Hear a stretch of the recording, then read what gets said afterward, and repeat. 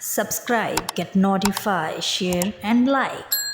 अस्सलाम वालेकुम व्यूवर्स, कैसे हैं आप सब। उम्मीद है खैरियत से होंगे। आप सबका वेलकम मेरी इस वीडियो में, जो कि हार्ट के जो मैंने लास्ट टाइम वीडियो बनाई थी उसका ही सेकंड पार्ट है, जिसमें मैंने आपको अरिथमिया के बारे में बताया था। इससे पहले मैंने आपको बताया था कि हार्ट का नॉर्मल फंक्शन क्या होता है, यानी हार्ट नॉर्मली कैसे वर्क करता है, और उसके साथ इसकी हार्ट की एक एबनॉर्मल कंडीशन जिसको हम अरिथमिया कहते हैं उसके बारे में बताया था।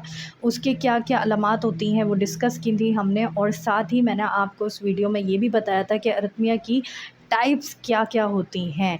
तो आज इस वीडियो में हम उन टाइप्स के बारे में डिस्कस करेंगे, और इंशाल्लाह नेक्स्ट वीडियो में मैं आपको एरिथमिया के हवाले से होम्योपैथिक मेडिकेशंस वगैरह बताऊंगी, जो कि इसमें बहुत ज़्यादा हेल्पफुल होती हैं। तो चलें स्टार्ट करते हैं वीडियो। थोड़ा सा रिफ़्रेश और कर लेते हैं, लेकिन प्रॉपर आप वीडियो देख लीजिएगा, बहुत बड़ी नहीं है। 6 मिनट, 6 साढ़े 6 मिनट की वो वीडियो है, जिसमें मैंने बहुत ही आसान अल्फाज में आपको अरिथमिया और हार्ट के हवाले से समझाने की कोशिश की है।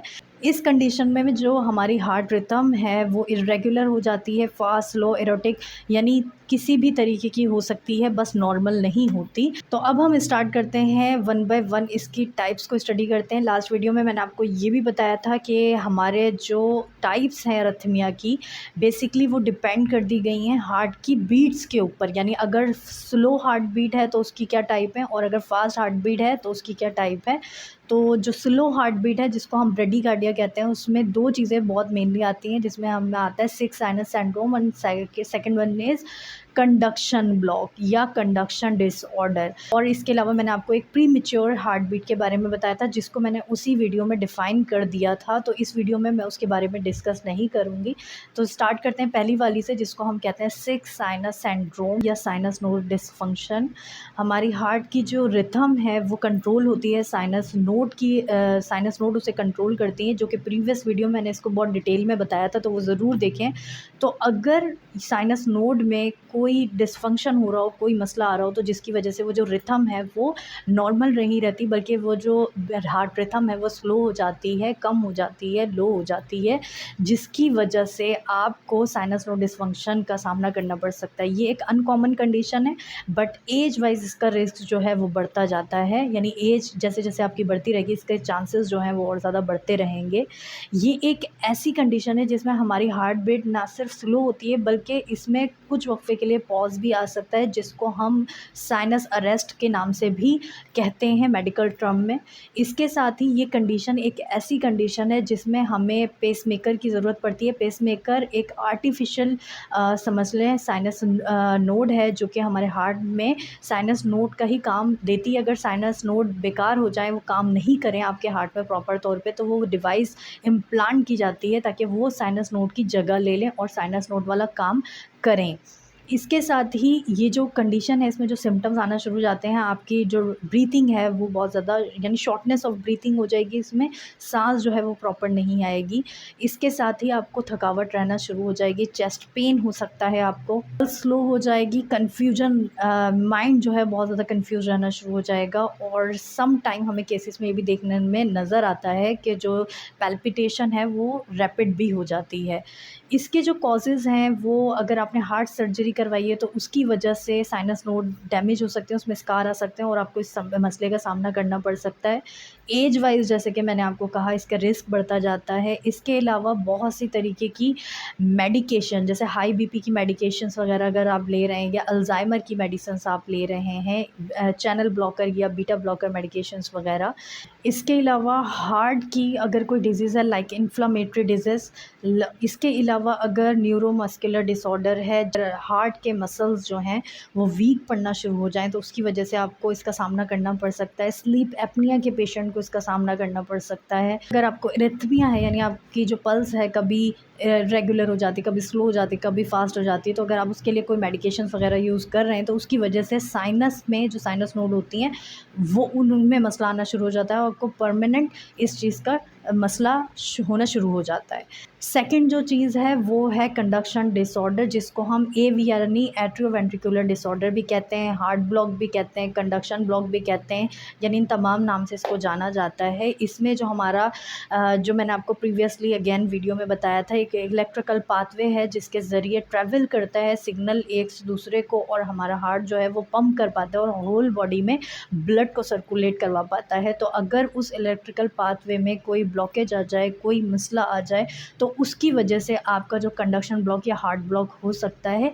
इसकी 3 डिग्रीज़ हैं या 3 टाइप हैं, जिसको हम कहते हैं first degree heart block, second degree heart block, third degree heart block, और इसको हम एक और नाम से कहते हैं जिसको हम कहते हैं Mobitz type 1, Mobitz type 2 and Mobitz type 3। Mobitz type 1 जो है यानी फर्स्ट डिग्री हार्ट ब्लॉक जो है, ये इतनी ज़्यादा परेशान कौन सूरत हाल नहीं होती। इसमें वेंट्रिकल में सिग्नल जाता है लेकिन स्लो जाता है, यानी आपका हार्ट जो है वो वर्क तो कर रहा है लेकिन वो थोड़ा स्लो वर्क कर रहा है।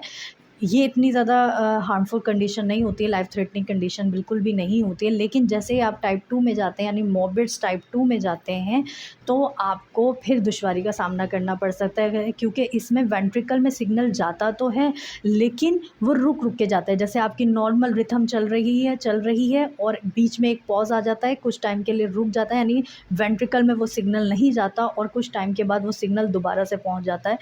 इस कंडीशन में आपको पेसमेकर की ज़रूरत पड़ सकती है। मोबिट्स टाइप 3 में प्रॉपर तौर पे ब्लॉकेज आ जाती है और वो जो सिग्नल है वो वेंट्रिकल में नहीं जा पाता, जिसकी वजह से आपको सडन कार्डियक डेथ भी हो सकती है। ये एक बहुत ज़्यादा लाइफ थ्रेटनिंग कंडीशन है।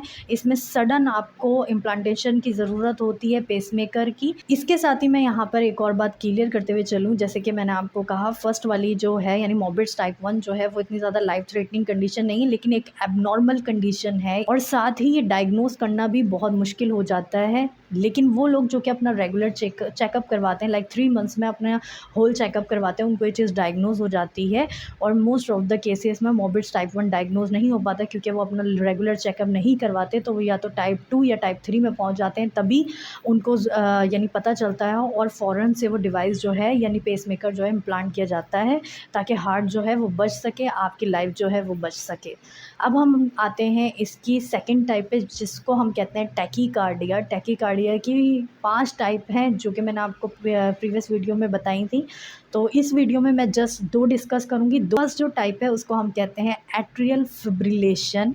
टैकीकार्डिया में, टैकीकार्डिया का मतलब होता है हार्ट बीट जो है वो फास्ट हो जाना। तो हम इसमें जितनी भी टाइप्स पढ़ेंगे वो उनमें तमाम में जो हार्ट बीट होगी वो फास्ट होगी। जैसे ब्रेडिकार्डिया में हमने जो 2 टाइप पढ़ी, उसमें जो हार्ट बीट थी, जो पल्स थी, वो स्लो थी। एट्रियल फिब्रिलेशन एक ऐसी कंडीशन है जिसमें हमारा हार्ट जो है वो इर्रेगुलरली पैल्पिटेट करना शुरू हो जाता है और अक्सर और बेशतर बहुत ज़्यादा इसकी जो रीडिंग है यानी हार्ट की जो हार्ट रेट जो है वो बहुत ज़्यादा फास्ट हो जाती है।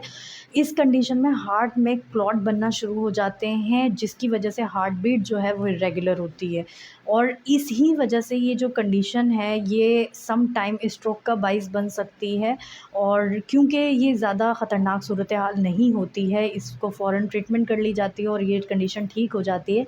लेकिन सम टाइम जो पेशेंट है वो बहुत ज़्यादा यानी वर्स्ट हो जाता है, क्योंकि बहुत से केसेस में एएफ के पेशेंट्स में हमें स्टार्टिंग में कोई सिम्टम्स ही देखने में नज़र नहीं आते, और जो कुछ सिम्टम देखने में नज़र आते हैं वो यही होते हैं कि पैल्पिटेशन फास्ट हो जाती है, इरेगुलर हो जाती है और साथ ही लाइट हेडेडनेस वाली कंडीशन होती है। तो जब डॉक्टर के पास जाते हैं फिर ये डायग्नोस होता है, ट्रीटमेंट हो तो ये कंडीशन ठीक हो जाती है, कोई इतना ज़्यादा मसला इसमें नहीं आता। सेकंड जो है वो है एट्रियल फ्लटर। इस कंडीशन में हार्ट में बेसिकली शॉर्ट सर्किट हो जाता है। शॉर्ट सर्किट क्यों होता है? क्योंकि हमारे हार्ट में, मैं आपको बता चुकी हूँ, एक नेचुरली इलेक्ट्रिकल पाथवे है। अगर उसमें शॉर्ट सर्किट हो जाए तो जो हमारे हार्ट के अपर चैम्बर होते हैं, जिनको हम एट्रिया कहते हैं, वो बहुत बुरी तरीके से फड़फड़ाना शुरू कर देते हैं। नॉर्मली जो हमारी हार्ट बीट होती है 60 टू 100 पर मिनट होती है, बट इस कंडीशन में जो हार्ट बीट है वो 240 टू 340 पर मिनट हो जाती है। ये कंडीशन बहुत ही ज़्यादा रिस्की कंडीशन होती है, क्योंकि ये कंडीशन अगर आपकी कॉन्स्टेंटली यानी सस्टेन्ड कंडीशन रहेगी तो आपको स्ट्रोक होने का खदशा होता है, जिसकी वजह से आपको परमानेंट डिसेबिलिटी हो सकती है या आपकी डेथ भी कॉज हो सकती है। हार्ट के ऊपर के 2 चैम्बर यानी एट्रिया में ये कंडीशन पाई जाती है। तो एट्रिया 2 होते हैं यानी राइट और लेफ़्ट एट्रिया होते हैं। अगर राइट साइडेड में प्रॉब्लम आए तो उसको हम टिपिकल कहते हैं, और अगर इसके दूसरी तरफ यानी लेफ़्ट साइड पे आए तो उसको एटिपिकल या नॉन टिपिकल हम कहते हैं। एट्रियल फ्लटर वाली कंडीशन में बहुत ही ज़्यादा रैपिड हार्ट बीट हो जाती है, जिसकी वजह से जो अपर चैम्बर में तो ये कंडीशन पाई ही जाती है, लेकिन इसकी वजह से वेंट्रिकल्स भी इन्वॉल्व हो जाते हैं और वेंट्रिकल जो होते हैं अपने नॉर्मल से ज़्यादा वर्क करना शुरू कर देता है। तो अगर मैं रेशो की बात करूँ तो अगर 2 टाइम एट्रिया बीट करेगा तो 1 टाइम वेंट्रिकल बीट करेगा। तो इस तरीके से ये कंडीशन जो होती है वो बहुत ज़्यादा रिस्की हो सकती है। फ़ौरन से आपको अपने डॉक्टर को दिखाना चाहिए। इसमें पेशेंट के बहुत ज़्यादा स्वेटिंग हो सकती है, ठंडे पसीने आ सकते हैं, घबराहट हो सकती है, पेशेंट को ब्रीथ में मसला आएगा, जो कि एक इसकी ख़ास अलामत है। तो होपफुली आपको मेरी ये वीडियो भी पसंद आई होगी, और अगर आपको मेरी वीडियो पसंद आई है जल्दी से वीडियो को लाइक कर दें, मेरे चैनल को ज़रूर सब्सक्राइब करें। नेक्स्ट इसकी जो 3 टाइप्स हैं वो हम आगे नेक्स्ट वीडियो में डिस्कस करेंगे, आपको वो भी ज़रूर देखनी है। Thank you so much. अल्लाह हाफ़िज़।